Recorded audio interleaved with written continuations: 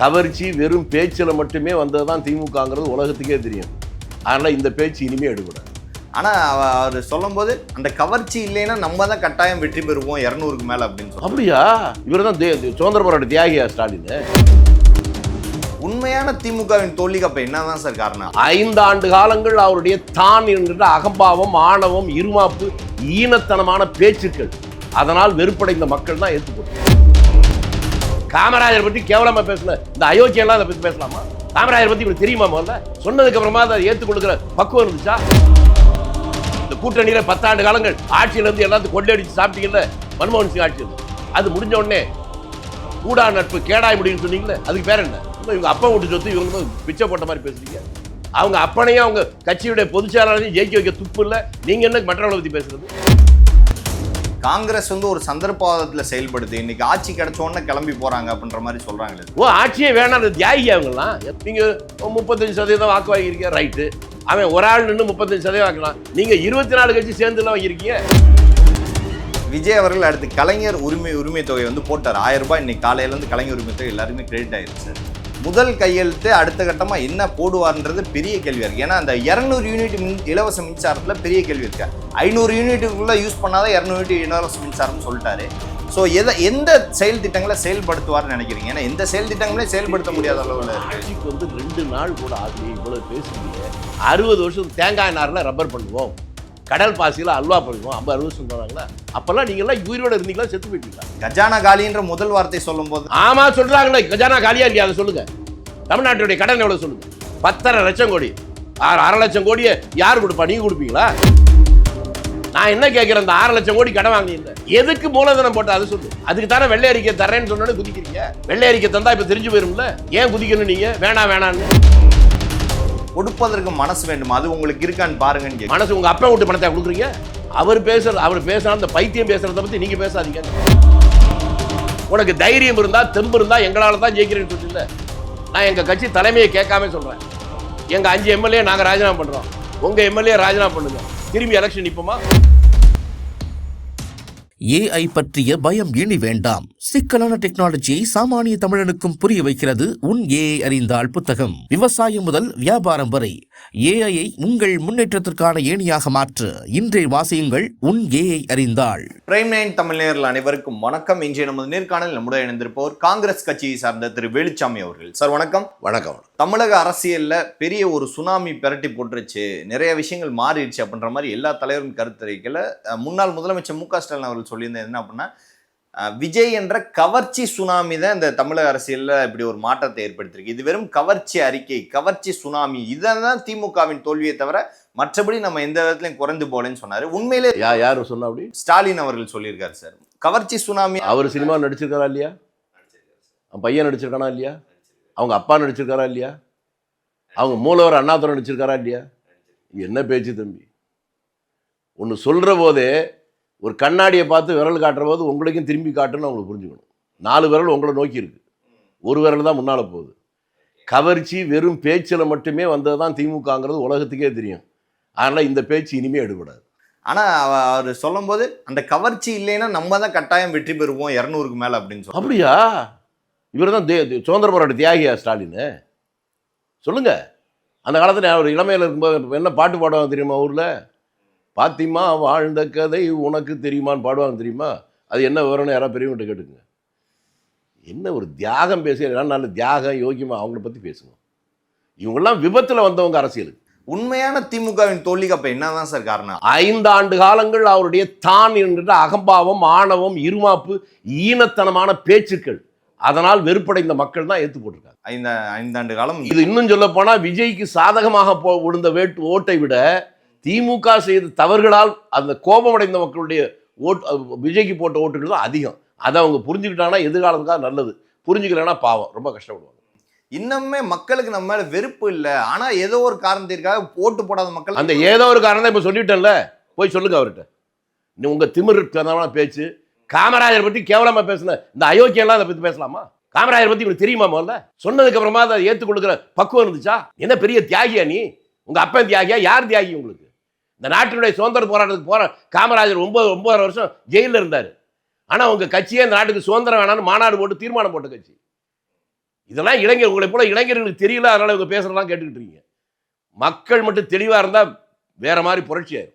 காங்கிரஸ் கட்சியை பொறுத்த வரைக்கும் சார் உள்ள வந்து இப்ப ஆட்சி அதிகாரத்தில் பங்கு எடுப்பார்களா எடுக்க மாட்டார்கள்? நிச்சயமா எடுப்பாங்க. அதிமுக எம்எல்ஏக்கள் நீங்க சப்போர்ட் பண்ணிருக்காங்க. தூய சக்தி நீங்க சொல்லிட்டு அதிமுக எம்எல்ஏக்கள் இழுக்கிறீங்க. எங்க கூட்டணி கட்சியில இருக்கிறவங்க இதை நீங்க சொல்ற தூய சக்தியா, இதுவும் தீய சக்தி தானே சட்டமன்றத்தில் கேட்டிருக்காங்க. யாராவது விவரம் தெரிஞ்சவன், பக்குவமானவன், அனுபவசாலி, நேர்மையானவன், ஒழுக்கமானவன், உதயநிதி அடிக்கடி துபாய் போயிட்டு வர எதுக்கும் கொஞ்சம் கேட்டு சொல்லிட்டு அப்புறம் பேசுங்க. ஏன் சார், அரசியல் எவ்வளவு நல்லமானவங்க இருக்காங்க, யோகியம் இருக்கான், ஒழுக்க சீலன் இருக்கான். அவங்கள பத்தி பேசாம தப்பானவங்களை பத்தி மட்டும்தான் மீடியாவில் கேள்வி கேட்பீங்களா? நேர்மையானவரை பத்தியே கேட்க மாட்டீங்களா? ஏன் அந்த அந்த பாணியிலேருந்து மாறக்கூடாது தமிழ்நாடு மீடியா? இந்த கூட்டணியில் 10 ஆண்டு காலங்கள் ஆட்சியிலேருந்து எல்லாத்தையும் கொள்ளையடிச்சு சாப்பிட்டீங்கல்ல மன்மோகன் சிங் ஆட்சியில். அது முடிஞ்ச உடனே கூடா நட்பு கேடாய் முடியும்னு சொன்னீங்கல்ல, அதுக்கு பேர் என்ன? இன்னும் இவங்க அப்பா வீட்டு சொத்து இவங்க பிச்சை போட்ட மாதிரி பேசுறீங்க. அவங்க அப்பனையும் அவங்க கட்சியுடைய பொதுச் செயலாளரையும் ஜெயிக்க வைக்க துப்பு இல்லை. நீங்க என்ன மற்றவங்களை பத்தி பேசுறது? புரியுதா? திமுக தலைவர் யாருங்க? பொதுச் செயலாளர் யாரு?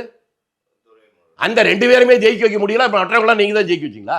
அடுத்து ஒரு புதிய ஆட்சி வந்திருக்கு. இந்த ஆட்சியில என்னென்ன செஞ்சா நல்லது, ஏற்கனவே இருந்தது இது தப்பு, அதை களையணும், இது சரி, அதை நீடிக்கணும் அப்படின்னு சொன்னா புரியுது. அதை விட்டுட்டு எதையோ பேசிக்கிட்டு 65% மக்கள் உங்களை ஆதரிக்கல, இந்த பைத்தியத்தை எங்க போய் வைக்கிறது? உங்க அப்ப உங்க பாட்டெல்லாம் 90% மக்கள் ஆதரிச்சா ஆட்சியில் இருந்தாங்களா? அடுத்து கேட்க கேள்வி அதான் சார், எதிர்கட்சிகள் எல்லாத்தையும் ஒரு இணைப்புல வச்சுட்டு விஜய் மட்டும் ஒரு தாங்க. நான் சொல்றது என்ன புரியுறேன்னா, பைத்தியக்காரத்தனமான விமர்சனங்கிறேன். ஒரு நல்ல விமர்சனத்தை பத்தி நம்ம பேசுவோமேங்கிறேன். ஜனநாயகத்தினுடைய தத்துவமே தெரியலன்னு அர்த்தம். ஜனநாயகத்தினுடைய தத்துவம் என்ன? 4 பேர் ஒரு ஆள் போட்டு இல்லை, 4-5 பேர் போட்டி போடுவான். அதில் யார் அதிக வாக்கள் பெறாங்களோ அவங்க தான். இப்போ கூட ஒரே ஒரு ஓட்டில் ஒருத்தர் ஜெயிச்சிருக்கானா? இதுக்கு முன்னாலே இதே மாதிரி திமுக ஒரு 50 வருஷத்துக்கு முன்னால் ஒரே ஒரு ஓட்டில் ஜெயிச்சு தெரியுமா உங்களுக்கு? ராமநாதபுரத்தில் உங்கள் ஊர் பக்கத்தில் அதெல்லாம் இருக்கு. ஒரு ஓட்டுனாலும் ஜெயிச்சது தானே. அதை போய் நீங்கள் 35% வாக்கு வாங்கியிருக்கீங்க, ரைட்டு. அவன் ஒரு ஆள் நின்று 35% வாக்கலாம். நீங்கள் 24 கட்சி சேர்ந்துலாம் வாங்கியிருக்கீங்க. அதனால இந்த விவரம் தெரியாத அரை வேக்காடுகள் பேசுவதை பற்றி நாம் பேச வேண்டாம். வேற ஏதாவது நல்ல விஷயம் பேசுவோம். ஆசிரியர்கள் அரசு அதிகாரிகளுக்கு அகவிலைப்படி 58% 60% வந்து உயர்த்தி கொடுத்துருக்காரு. இது எப்படி சார் பாக்குறீங்க? காலங்காலமாக திமுக ஆதரிச்ச நீங்கள் முதல்ல கேட்டார் ஒரு உலக மிக அறிவாளி, அதுக்கு பதில் இதில் இருக்கு. அரசு ஊழியர்கள் ஆதரிச்சாங்களா? இப்போ ஏன் ஒட்டுமொத்தமாக அங்கே எதிர்த்தாங்க சொல்லுங்க? எந்த ஒரு பெனிஃபிட்ஸும் கிடைக்கல. அங்கே தான் தப்பு பண்றீங்க. 12 மணி நேரம் வேலைன்னு சொன்னீங்களா? 8 மணி நேரம் வேலைக்கு அவன் தாவு தீங்குது. அதில் தான் நினச்சா ஆகா இவங்களுக்கு நடைமுறை வாழ்க்கைக்கு சம்பந்தம் இல்லாத மாட்டிக்கிட்டோன்னு. அதில் ஏற்பட்ட கோபம் தான் இவங்க மாறி இருக்காங்க. இந்த மாதிரி நடைமுறை வாழ்க்கையே தெரியாமல் ஒரு கற்பனையிலேயே ஒரு ஆட்சியை நடத்தினுடைய விளைவை தான் இன்னைக்கு அவங்க தோல்வியாக சந்திச்சுக்காங்கிறத அவங்க புரிஞ்சுக்கிட்டா கௌரவத்தை காப்பாற்றிக்கலாம். அதை புரிஞ்சுக்காம இன்னமும் பெரிய வாழ் வீசு இந்த காற்றுலேயே கத்தி வீசுகிற மாதிரி வீசிக்கிட்டு இருந்தாங்கன்னா அது அவங்களே பாதிக்கும். அரசு அதிகாரிகள் கோபத்திற்கு இந்த வேலை பழுதான் அதுவும் மிக முக்கியமான காரணம். இந்த மதுபான கடைகளுக்கு வரும் சார். 717 மதுபான கடைகள் மூட உத்தரவு போட்டிருக்காங்க. அந்த உத்தரவு எப்படி சார்? நல்ல விஷயம். ஒரு நல்ல ஆரம்பத்தை வரவேற்போமே. இது இன்னும் விரிவுபடுத்தணும்னு சொல்லுவோம். ஏங்க இப்போ நம்ம பேசிக்கிட்டு இந்த இடத்துல இடது பக்கம் இந்த காம்பவுண்டை ஒட்டி இருக்கிறது ஒரு ஹைஸ்கூல், வலது பக்கம் 4 பில்டிங் இருக்கிறது ஒரு டாஸ்மாக் கடை. இப்போ மூடி இருக்காங்க. இது நல்லது தானே? நீங்கள் இந்த சின்ன வயசில் உங்களுக்கு புரியாது, என்ன போல பேரம்பேத்தி எடுத்ததுக்கப்புறம் தான் புரியும். நம்ம வீட்டில் இருக்க பிள்ளைகளுக்கு ஐயோ வீணா போகுதுன்னு கலங்கிற வயசுல உங்களுக்கு வரல, அதனால உங்களுக்கு தெரியல. ஏன்னா வாக்குறுதிகள்னு ஒன்று கொடுக்கப்பட்ட அந்த வாக்குறுதியில் நிறைவேற்றுறது எந்த மாதிரி அடிப்படையில் நிறைவேற்றுவாங்கன்னு தான் சார் கேள்வி. 60 வருஷத்துக்கு முன்னால் நாங்கள் ஆட்சிக்கு வந்தால் உடனே ரூபாய்க்கு ஒரு படி வச்சுன்னு சொன்னாங்களா திமுக? படிப்படியாக 3 வருஷம்னு சொன்னாங்களா? 60 வருஷமா எங்கே போனீங்க நீங்களாம்? 60 வருஷமா கேட்காத வந்து 3 நாளில் கேள்வி கேட்குறீங்கன்னா கேள்வி கேட்குறீங்க. ஒரு ஆட்சியில் எப்போது எந்த மகாத்மா காந்தியே வந்து ஆட்சி பண்ணாலும் தவறுகள் நடக்கும் என்பதில்லை. நான் பார்க்கிற பார்வை அந்த தவறுகள் மீது அந்த ஆட்சி எப்படிப்பட்ட நடவடிக்கை எடுக்கணும் தான் பார்ப்பேன். அந்த நடவடிக்கை எடுப்பதை வைத்துக்கொண்டு தான் ஆட்சி நம்ம ஆதரிப்பதா எதிர்ப்பதான்னு. இவங்க அப்படி இல்லையே. இவங்க என்ன தப்பு செஞ்சாலும் அதை நியாயப்படுத்துவது தான் அவங்க பேசிக்கிட்டு இருந்தாங்க. அந்த மாதிரி இவங்க இல்லை. தவறுன்னு சொன்னால் ஆட்சிக்கு வந்து 4 நாள் ஆகலை, அதை ஏற்றுக்கொள்கிற அந்த மனம் இருக்குல்ல, அதை பாராட்டணுமா வேணாமா? அவரோட பர்சனல் ஜோசியக்காரர் அவருக்கு அரசு ஊதியம் கொடுத்தது உடனே அவர் மாத்திக்கிட்டாரு. ஆனா சட்டசபையில எதிர்ப்புலாம் தெரிவிச்சாங்க. அதை வந்து அதை மாற்றிக்கொண்டார். அதைத்தான் நான் அழுத்தமா சொல்றேன். தவறு செய்யாதவன் மனிதன் இல்லை. அந்த தவறு என்று ஒரு சுட்டி காட்டுகிற போது அதை ஏற்றுக்கொள்வதும் தன்னை திருத்திக் கொள்வதும் தான் பெரிய மனதுடைய பெரிய மனிதர்கள் செய்கிற வேலை. ஆனால் அதை விட்டுட்டு தவறு சொன்னால் அதை நியாயப்படுத்தி பேசுறதுக்கு பாருங்க, அவங்க அப்பா மாதிரி அவங்க தாத்தா மாதிரி, அது நம்ம எதுக்கணும். காங்கிரஸ் கட்சியை பொறுத்த வரைக்கும் தமிழகத்தில் வந்து அடுத்த கட்டம் வளர்ச்சி, அதாவது கட்சியை வந்து தமிழ்நாட்டில் வளர்க்கன்ற ஒரு நோக்கத்தில் போயிருக்காங்க. இப்போ தமிழக வெற்றி கழகத்தோட தொடர்ந்து கூட்டணி தொடருமா சார்? மாநில அந்தந்த சந்தர்ப்பத்துக்கு தகுந்த மாதிரி, அந்த சூழ்நிலைக்கு தகுந்த மாதிரி, அந்தந்த கட்சிக்கு எது சாதகமாக இருக்குமோ, எது லாபம் தரும்னு நினைக்கிறாங்களோ அப்படி ஒரு கூட்டணியை அமைப்பார்கள். அது தவிர்க்க முடியாது தான். காங்கிரஸும் பிஜேபி மட்டும்தான் கூட்டணி சேராதுன்னு உறுதியாக சொல்ல முடியும். வேற எதை பற்றியும் சொன்னீங்கன்னா உங்களுக்கு யதார்த்தம் தெரியல. திமுக அதிமுக கூட்டணி பேச்சுவார்த்தை எப்படி சார் பார்த்தீங்க? ஏற்கனவே ரெண்டும் ஒன்னா இருந்தாங்க, உங்களுக்கு தெரியுமா? ஒன்னா இருக்க ட்ரை பண்ணாங்க. எம்ஜிஆர் அவர்கள் ஆட்சிக்கு வந்ததுக்கப்புறம் கலைஞர் அவர்களை திரும்பி கூப்பிட்டாங்க அப்படின்னு கேள்விப்பட்டிருக்கோம். ஒரு தடவை ஒரு இடைத்தேர்தல் நடந்துச்சு உங்க பழைய மாவட்டத்தில், திருப்பத்தூர்ல. அந்த இடைத்தேர்தலில் காங்கிரஸ் போட்டியிட்ட போது திமுகவும் அதிமுக ரெண்டு பேருமே காங்கிரஸ் வேட்பாளர் ஆதரிச்சாங்க. அதனால அவங்க கூட ஒருவேளை சேர்ந்துருக்கிறாங்க. காங்கிரஸும் பிஜேபி மட்டும்தான் சேரல. அதுதான் தெளிவாக சொன்னேன். ஒரு தலித் முதலமைச்சர் ஆகிறத எதிர்க்கிறது தான் அதிமுகவோட வேலை. ஏன்னா திருமாவளவன் முதலமைச்சர். திமுக தலித்த முதலமைச்சர் ஆக்கிட்டாங்களா? திமுக இதோட யாராவது தலித்த இந்த அறநிலையத்துறை அமைச்சர் ஆக்கியிருக்காங்களா? ஒரு சபாநாயகர் ஆக்கியிருக்காங்களா? ஒரு போலீஸ் மந்திரி ஆக்கியிருக்காங்களா? இல்லை முதல் மந்திரி ஆக்கியிருக்காங்களா? அல்ல கட்சி தலைவராக ஆக்கியிருக்காங்களா? யாராவது செஞ்சவன் சொல்லட்டும், அதை பற்றி கேளுங்க, பதில் சொல்லுவோம். கௌரவமாக இருக்கும். ஒன்றுமே செய்யாமல் வெறும் வாய்ச்சவடால் மட்டும் பேசுறதை பற்றி நம்ம பேச வேண்டாம். காங்கிரஸில் அதை செஞ்சுருக்கோம். இந்தியா சுதந்திரம் அடைகிற போது முதல் சிவ சண்முகம் பிள்ளை அவர் பேர், 47 தமிழ்நாடு சட்டமன்றத்தில் சபாநாயகர், ஒரு பட்டியலத்தை சேர்ந்தவர். இந்தியாவுடைய வரலாற்றிலே முதன் முறையாக 54 இந்த எந்த சனாதனத்துடைய ஆணிவேர் கோயில் இருக்குன்னு சொல்லாங்களோ அந்த கோயிலுக்குள்ள ரைட் ராயலா போய் கற்பகிரத்தை பக்கத்தில் மாலை மரியாதையோடு நிற்க வைக்கிற அந்த இந்து அறநிலையத்துறை அமைச்சரா பரமேஸ்வரன் ஒரு தலித்தை போட்டோம். நாங்கள்லாம் ஒன்றும் பேசல, எதுவுமே செய்யாத பேசியிருக்கோம். அதை பற்றி பாவம், உங்களெல்லாம் பார்த்தா பாவமாக இருக்கு. காங்கிரஸ் வந்து ஒரு சந்தர்ப்பவாதத்தில் செயல்படுது. இன்னைக்கு ஆட்சி கிடைச்ச உடனே கிளம்பி போறாங்க அப்படின்ற மாதிரி சொல்றாங்களே. ஆட்சியே வேணாம், அந்த தியாகி அவங்கெல்லாம். சொல்றது யாரு? செந்தில் பாலாஜி அவர்கள். செந்தில் பாலாஜியா? அவரு பெரிய தியாகிப்பா. அவர் இங்க இருந்து ஆட்சி அதிகாரத்தில் 20 வருஷத்துக்கு முன்னால டவுசர் கூட ஒழுங்கா போட தெரியாதவன், குறுக்கு வழியில வந்து 10 ரூபா பாலாஜின்னு ஊருக்கே தெரியுது. அப்படிப்பட்ட ஆள் பேசலாம், அதை பத்தி பேசிட்டு. காங்கிரஸ் உண்மையிலே அப்ப வந்து ஆட்சி அதிகாரத்தில் பங்குன்றதை முன்னாடி வலியுறுத்திட்டு இருக்கா சார்? ஏன்னா இத்தனை ஆண்டுகள் திமுக கூட்டணியில் இருக்கும்போது எந்த ஒரு பேச்சுவார்த்தையும் வரல. யார் ஆட்சிக்கு வரப்போறா எனக்கு தெரியாது. ஆனா இப்ப வரப்போற ஆட்சியில காங்கிரஸ்காரனுக்கு மந்திரி பதவி யாரு கொடுக்குறானோ அவன் ஆட்சியில் இருக்கலாம். அப்படி கொடுக்கலன்னா அவன் எதிர்கட்சின்னு அர்த்தம். இப்போ திமுக கொடுக்கலன்னா அவங்க எதிர்கட்சிக்கு தயாராகிட்டாங்கன்னு அர்த்தம். இதை நான் சொன்னது இப்போ இன்னைக்கு தான் சொல்றோங்கிறது இல்லை, முன்னாலே பல பேர் சொல்லியிருக்கோம். திமுக வாக்குகள்ல தான் ஜெயிச்சிச்சு, திமுக வாக்குகள்ல தான் ஜெயிச்சுன்றது. இப்போ முதல்ல நான் என்னப்பா சொன்னேன், இவங்க அப்பனை ஏன் ஜெயிக்க வைக்க முடியல, அவங்க பொதுச்சாலையை ஜெயிக்க முடியல, துப்பு கட்டெல்லாம் பேசுறதா கேட்டுக்கிட்டு. காங்கிரஸ் ஆட்சி அதிகாரத்தில் பங்கு, அது வந்து திமுகன்றது இல்லை, யாரு கொடுத்தாலும் வாங்க. பிஜேபி கூட சேர மாட்டோம். புதிய கூட்டணி எப்படி வந்தாலும் நாங்கள் எங்கள் ஆதரவு வேணும்னா எங்களுக்கு பங்கு வேணும்னு சொன்னோம். அது இப்போ நடைமுறைக்கு வருது.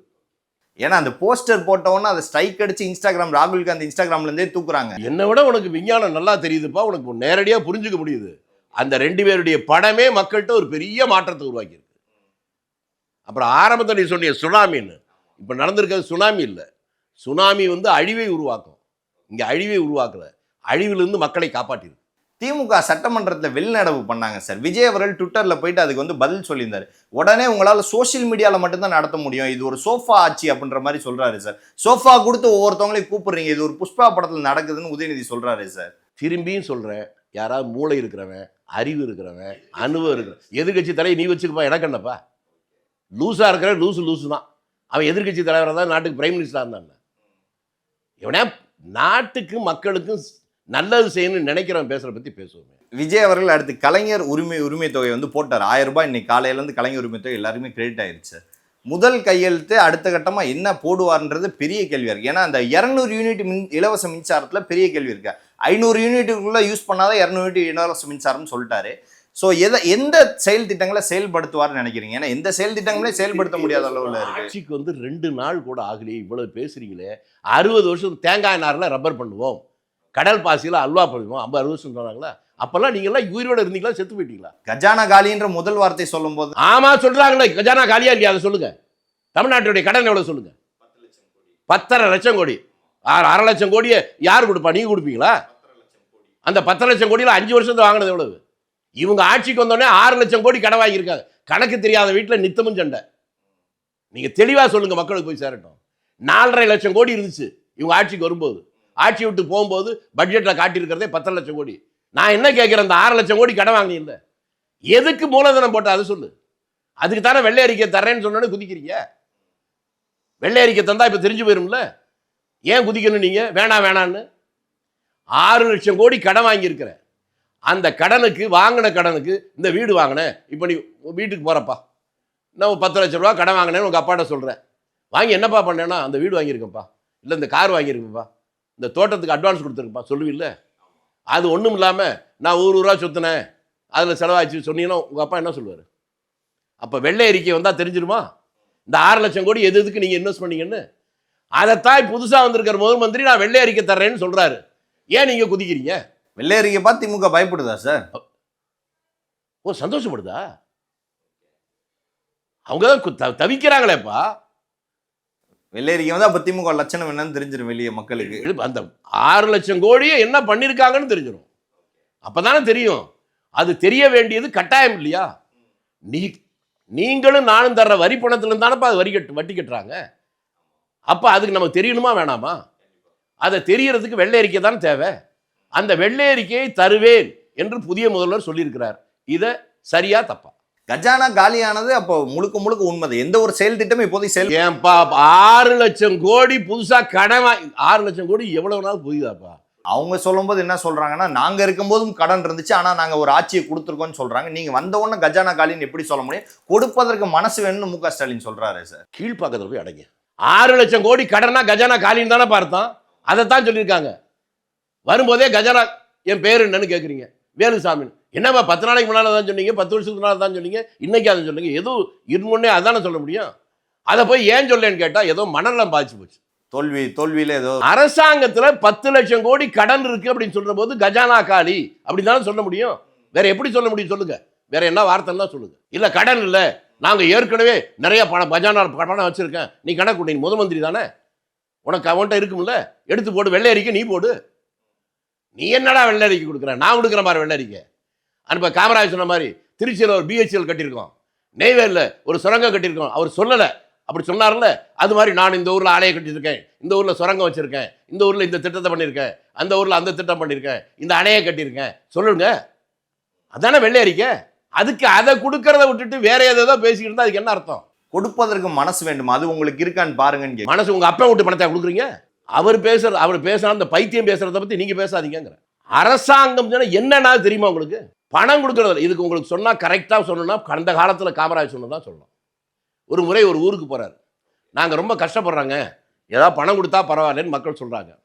அவர் சிரிச்சுக்கிட்டே சொல்றாரு, அதுக்கு என்ன கொடுத்துட்டா போச்சு, நோட் அடிக்கிற மெஷின் நம்மகிட்ட தான் இருக்கு, எவ்வளவு வேணாலும் அடிச்சு கொடுத்துடலாம்.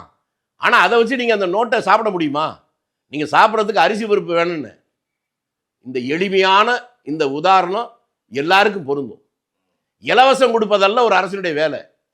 பொதுமக்கள் சுயசார்பாக அவர்களே தங்களை காப்பாற்றிக் கொள்கிற அந்த சூழ்நிலையை உருவாக்குவது. அடுத்தது ஐபிஎஸ் ஐஏஎஸ் அதிகாரிகள் இடமாற்றம். 10ல இருந்து 20 பேர்கிட்ட ஐபிஎஸ் ஐஏஎஸ் அதிகாரிகள் இடமாற்றம். கடந்த ஆட்சியில வந்து பெரும் குற்றச்சாட்டு, இது அதிகாரிகளின் ஆட்சியா நடக்குது, மக்களின் ஆட்சியா நடக்கலைன்னு சொன்னாங்க. வந்த உடனே இடமாற்றம் நடந்திருக்கு.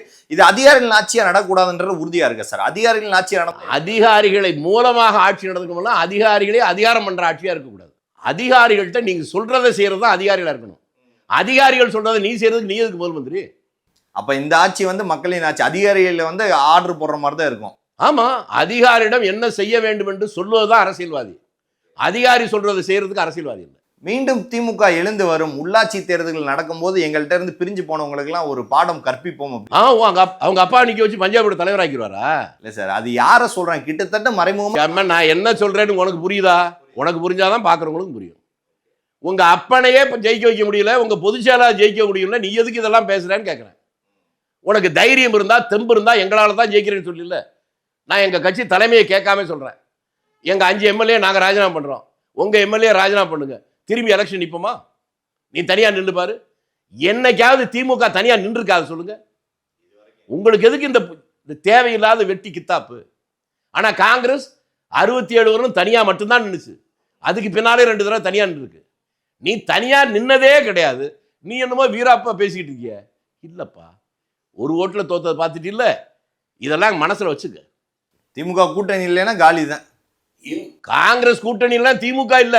ஏன்னா தனியா நிக்க சொல்லுப்பா, கொஞ்சம் ரெக்கமெண்ட் பண்ணு. சிறுபான்மையின மக்கள் வாக்குன்றது காங்கிரஸ்னால தான் திமுகவுக்கு விழுதா சார்? ஏன்னா திமுக அது இல்லப்பா, அவங்கவுங்க உரிமைப்பா. இதென்ன நாங்க சர்வாதிகாரியா? தொடர்ந்து அதை பரப்பிட்டு இருக்காங்க. சிறுபான்மையினர் வந்து காங்கிரசுக்கு ஆதரவாக இருக்கிறார்கள் அப்படிங்கிறத வச்சு சொல்லியிருப்பாங்க. ஸோ வந்து அடுத்த தேர்தல் 2029 மக்களவை தேர்தல் நடக்குது சார். திமுக ஒரு தனி நிலைப்பாடு எடுக்குது. அது அதிமுகவோட சேர்ந்து எடுக்குமா இல்லையா? தனியா நின்று திமுக நின்று ஒரு சீட்டு ஜெயிக்கிட்டோம், அப்புறம் பேசுவோம். தனியா நிக்காது கண்டிப்பா. அதான் கேட்கிற சொல், போய் ரெக்கமெண்ட் பண்ணுப்பா. இவ்வளவு கித்தாப்பி பேசியே தனியா நின்று ஜெயிச்சு உங்க ஆண்மையை நிரூபியும் சொல்லுப்பா. நானும் உன்னோட சேர்ந்து வாழ்க்கை கோஷம். பத்திரிகைக்காரன் என்ற போர்வையில பண்ற அயோக்கியத்தனம் இருக்குல்ல, அதெல்லாம் வெட்ட வெளிச்சமா வந்துருச்சு. ஒரு பெரிய பத்திரிகைக்காரர், பேர் சொல்ல விரும்பல, பேஜாய் 10 சீட்டு ஜெயிச்சிருக்கோம், நான் அரசியலே பேசல, பத்திரிகை உலகத்துக்கு போனேன்னு சொன்னாரா? இப்ப எங்க இருக்காரு? இருக்காரு இல்ல, போய் பேசுங்க அவர்கிட்ட. இன்னும் அது மாதிரி 4-5 பேர் இருக்காங்க. ஆட 2 சீட்டா 3 சீட்டா 10 சீட்டுக்கு மேலே யாராவது சொன்ன உண்டா? இப்போ ஆட்சிக்கு வந்திருக்குல்ல, அப்போ பத்திரிகாரன் சொன்னா நீ சொல்லலாமா? நீ கடந்த காலம் எல்லாம் பொய் சொல்லியிருக்கான்னு தெரிஞ்சு போச்சு இல்லை? அதனால் வேற யாராவது தெருவில் போகிற பிளாட்பாரத்தில் பிச்சைக்காரன் சொன்னா அது கூட நான் நம்புவேன். ஒரு ஆட்டோ டிரைவர் சொன்னா, ரிக்ஷாக்காரன் சொன்னா, மார்க்கெட்டில் மூட்டை தூக்குறவன் சொன்னா அது கூட அவனுக்கு மரியாதை இருக்குது. பத்திரிக்காரன் சொல்லிட்டு வேற குறுக்கு வழியில் பணம் வாங்கிட்டு பேசுகிறவனை பற்றி நம்ம பேச வேண்டாம். திராவிடத்தின் அப்போ அழிவு ஆரம்பமா சார்? இன்னும் சந்தேகமாப்பா. 60, அதாவது பராபவ ஆண்டு, தமிழ் ஆண்டுகள் 60, பராபவ ஆண்டுல திமுக ஆட்சிக்கு வந்துச்சு 67. அதே பராபவ ஆண்டுல திராவிட இயக்கமே இல்லாத ஒரு புதிய ஆட்சி வந்திருக்கு. அப்ப அழிவின் ஆரம்பமா இல்லையா? எவ்வளோ சீட்டு கம்மியாக ஜெயிச்சாலும் அடுத்த தடவை மீண்டும் ஆட்சி பிடிப்பாங்க திமுக. அதனால தான் வேற எங்கேயாவது போய் பிடிக்க வேண்டியதுதான். ஆட்சியெல்லாம் இனிமேல் பிடிக்க முடியாது. காரைக்குடி, உங்க ஊர் பக்கம் போற வழியில காரைக்குடி போனா பிடிக்கலாம். திமுகவின் அழிவு அப்ப ஆரம்பமாயிடுச்சு. இனிமே அந்த கட்சிக்கு போய் எதிர்கட்சி தலைவரா உதயநிதி போட்டதுக்கு அப்புறம் இந்த சந்தேகம் வரலாமாப்பா? வறண்டு போச்சுன்னு அர்த்தம். மீண்டும் மன்னராட்சின்ற மாதிரி எவ்வளோ அடிபட்டாலும் மீண்டும் இல்ல, மன்னர்களுக்கு இனிமே மானியம் தான் கொடுப்பாங்க, ஆட்சி வராது. அப்போ உதயநிதியை போடுறதுக்கு காரணமா அவங்க என்ன ஆனாலும் அவங்க குடும்பம் தான் வரும். அவ்வளவுதான். குடும்பம் தான் வரணும்னு நினைச்சாங்க, அதுதான் அழிவுக்கு காரணம் புரிஞ்சுக்கிட்டாங்க. இன்னமும் அதுல இருந்து அவங்க மீளல. பல்வேறு கேள்விகளுக்கு பதில் தமிழக மிக்க நன்றி சார். நன்றி.